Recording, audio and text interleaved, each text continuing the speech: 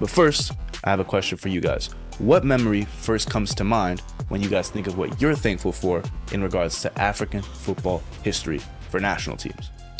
I'll start off. I know it's recency bias, but the fact that Morocco was able to be the first ever African nation to make it to the World Cup semifinal, I mean, that's the definition of trailblazing. And seeing all their recent success, we've talked about now the U20 World Cup, the infrastructure, them hosting AFCON, it looks like they're one of the true world powerhouses.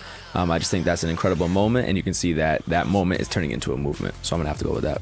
Yeah, and just to double down on that even further, I think it was the path that Morocco had in the knockout stages that like emphasizes the African pride. Yep. So obviously like the beating both teams on the Iberian Peninsula. And I'm saying this and I'm Spanish. That tells you how important it is. getting past Spain, getting past Portugal, despite all the country that those three countries have with each other, and then ultimately facing France. And although they lost, played in phenomenal match against them and one that they can be very proud of.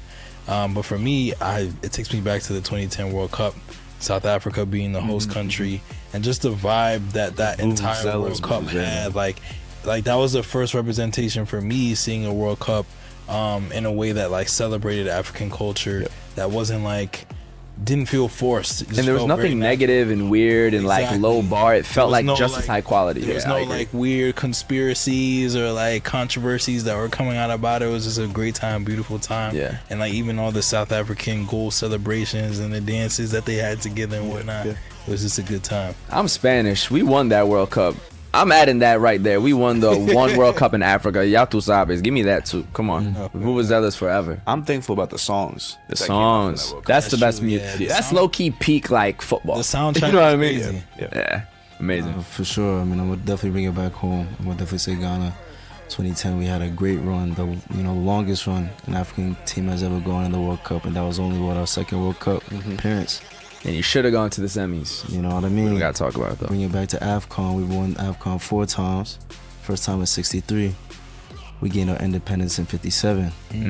So we get it done quick, man. We start hot. Definitely, bro. We start very, very Definitely hot. start hot. Get it done. It's cool to see that. Obviously, African football is also time for different, national teams to express themselves. From Cassie Flavor, you know what I mean? Goten Golden football, a lot of street ball vibes in there too. So that's something I always love to see. For sure.